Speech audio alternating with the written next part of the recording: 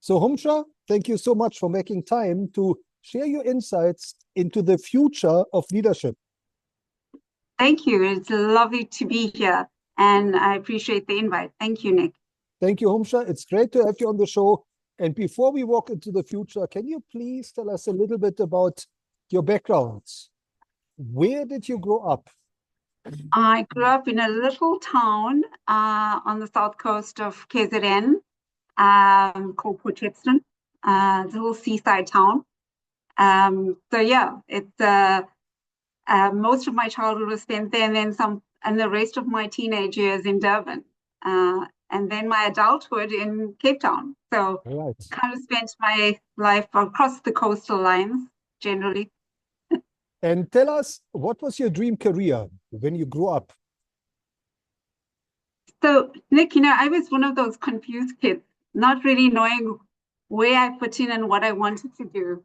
I knew based on my role models I had in my life that I wanted to serve, do something, make a difference. I had a very idealistic view of the world and a romanticized view of making a difference.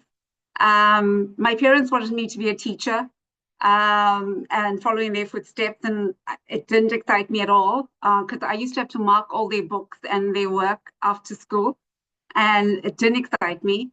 And as I was growing up, I realized that, I really like to help others and families. And so I got involved in doing social work. In university, I studied it and practiced it for 5 years, actually.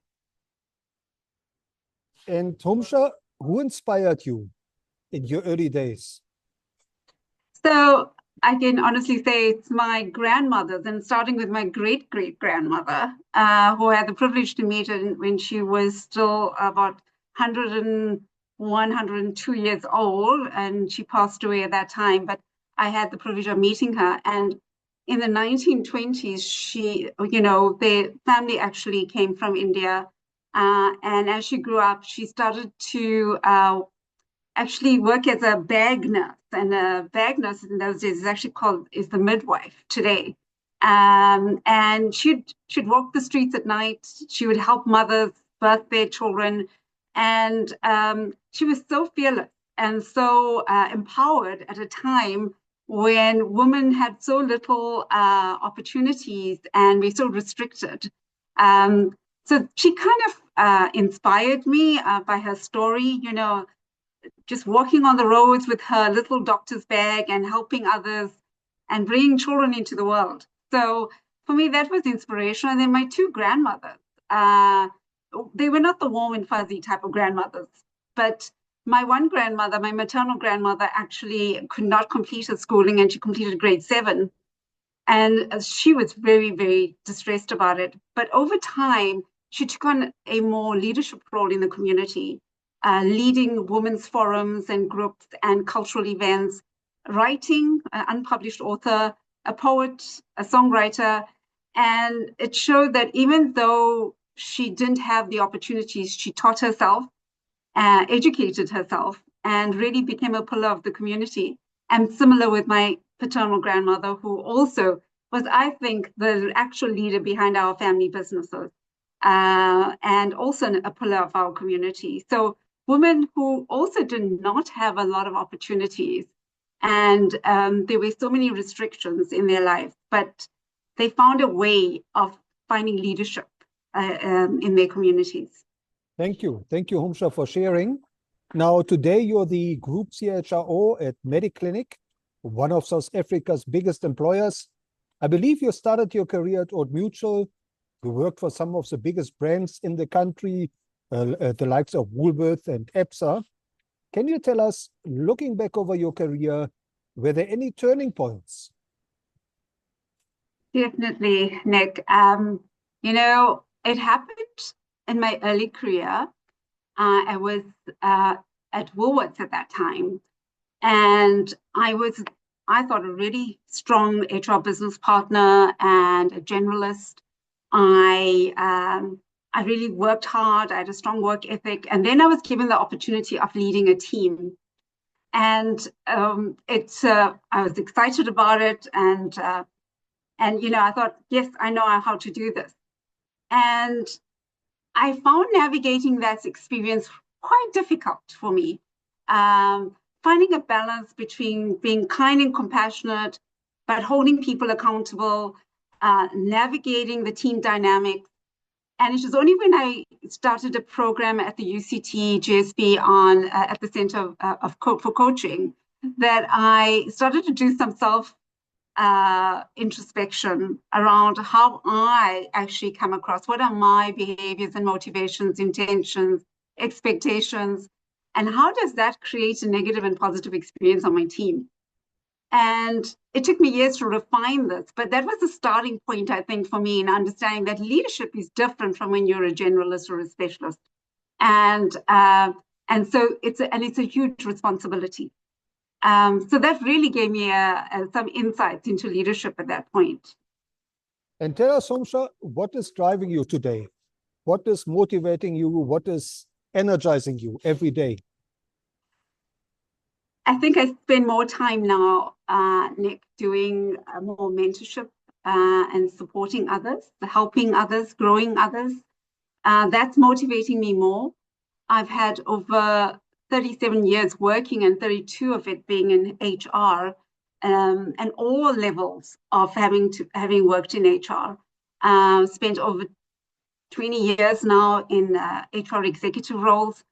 I've gained a lot of wisdom and learnings and experience and skills that I would like to now empower younger leaders with. So really what's exciting me in my next chapter is to mentor new chief HR officers to navigate the corporate space. It's a whole new game now with the tech disruption and automation coming in and a whole lot of new ways in managing ethical leadership.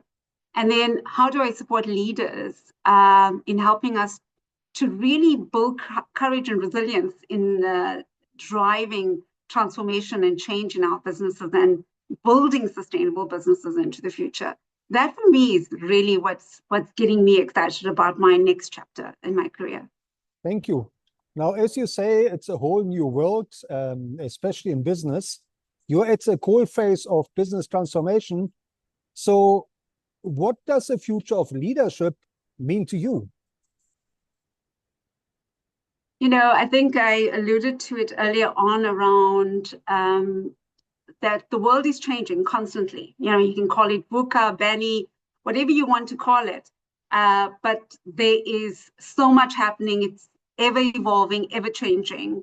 And how do we as leaders then show up in this world? Yes, we need to have a little bit of the technical skills. We need to have the digital literacy. We need to know how to navigate data and manage our security around our data. All of that is great. But what really I think is important for the future of leadership is to start working on ourselves as leaders, understanding what we bring to the table. Not all of us can be great leaders. I have met many leaders and worked with many leaders that are intelligent, academically accomplished, but cannot necessarily transform or translate that knowledge into tangible actions and steps to lead transformation in organizations and sustainability. So for me, it's about really working on who we are as leaders. Also establishing if that's what we want to be in an environment or in corporate. I think it's so critical that we need to lead from a place of empathy and kindness and compassion. We need to build connection and communities.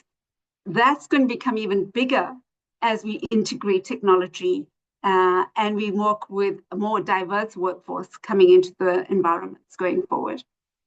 Now, Humsha, as you mentioned, you've been a leader of teams for many years. You were leading a very large workforce today. What are your lessons in terms of building future leaders, developing future leaders? What is it we have to do more to enable future leaders? I think the older leaders in the business need to really take on a different role around mentorship. You know, we have to build our own talent pipelines within our businesses. And we speak about it a lot, but we don't do enough of it. We have a richness of diversity of skills and experience in the business, but we do not leverage that value strongly enough. And I think that for me is probably the more critical thing, is how do we help the future leaders in the business? And how do we build that pool of talent to take on the future roles in the organization? So one is to embrace what the new people are bringing in, for sure, because they bring the new knowledge and thinking around the tech disruption, the diversity and inclusion, the health and well-being, and to allow the leaders as they retire to take on a more mentorship role and support and elevate these other leaders in terms of understanding the value that they can bring, listen deeply, and really help grow other people in the organization. I think we have to learn how to be an inspiring leader, because that's what it is about.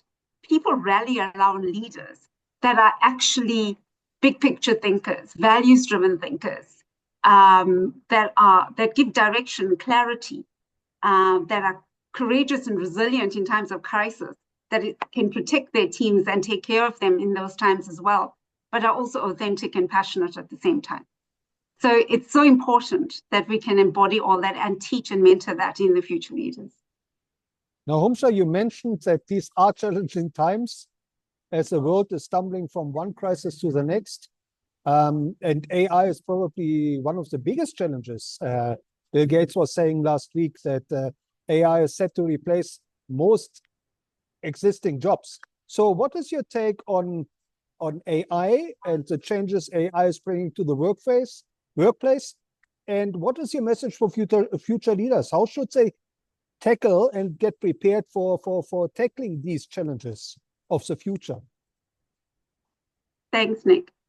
Yes, I do think that there are going to be jobs that will be impacted. But at the same time, there are new jobs coming into this space. So how are we creating an environment and a culture of continuous learning?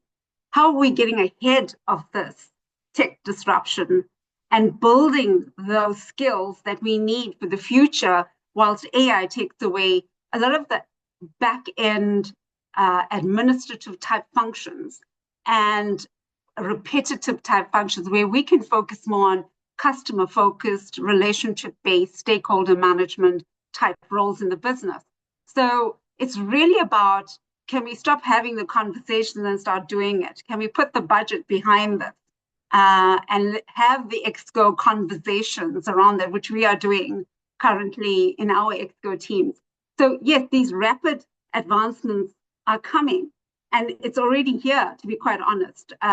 We, as the HR team at Mediclinic, are constantly looking at this, and we've already started to disrupt in our environment and put in place a number of back-end automation to support us and really alleviate a lot of repetitive work in our shared services and drive towards more self-service. So we're empowering our employees with knowledge and information more and more.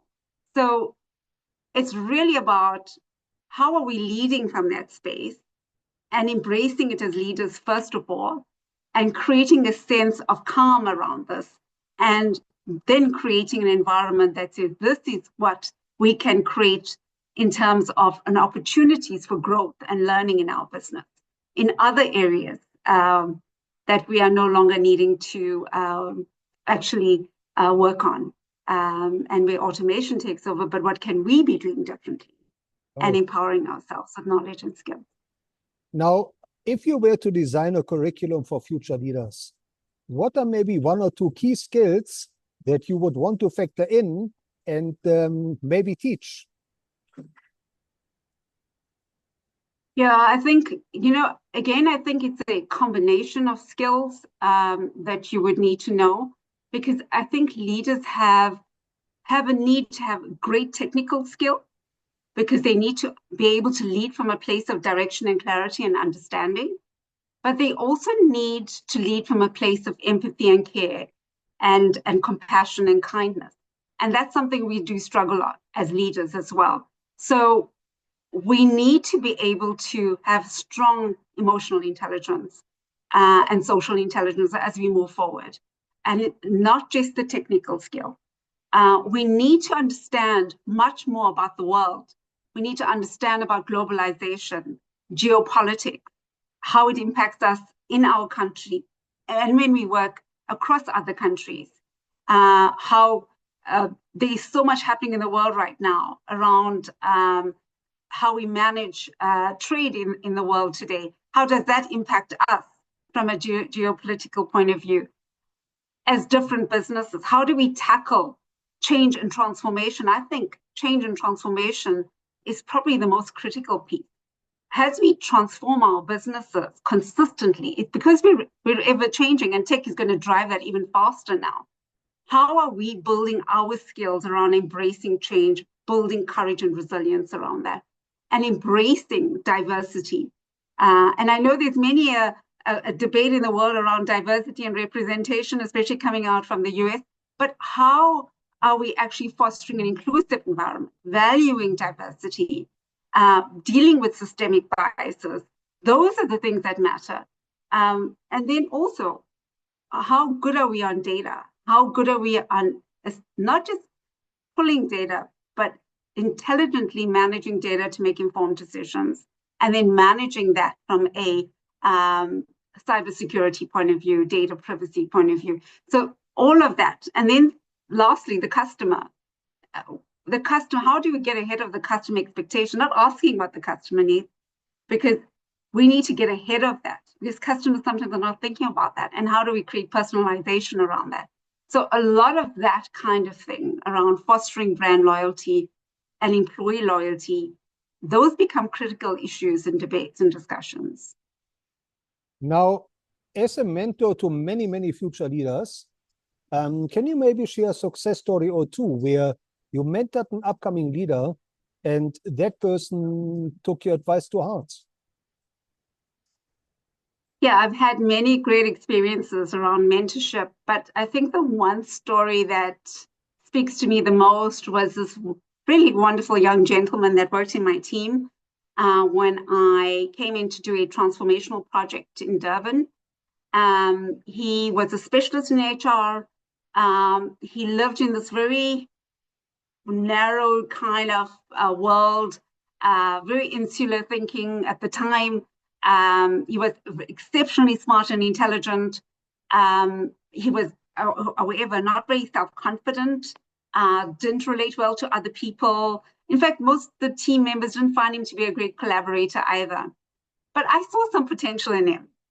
And I kind of took him under my wing, and I got him to shadow me and to really work on some of the big transformation projects we were working at the time. And in that time, he started to come alive a little. And he started to ask questions. He became curious. He started debating issues with me. And then slowly you could see that he was growing and developing into quite an interesting and character who really started to embody what leadership was all about. And suddenly he was interested in being a leader. And over time, we started to work with him and mentor him and refine his skills. And subsequent to that, he had become a senior manager in HR. He then took on a people leader role, an HR executive role in HR. And then he then took on a massive role in the MEA region as a people executive. And now he's a global leader in a tech industry, which he loves to be in.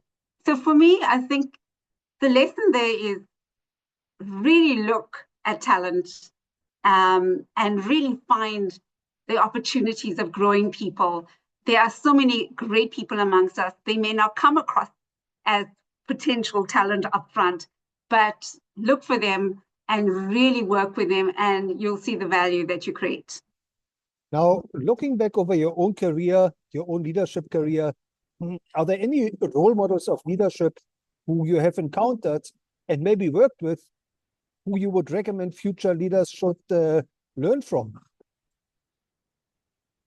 I have worked with some leaders in my environment, but I must be honest, my biggest role models come from external of the work environment, because I learn more from world leaders.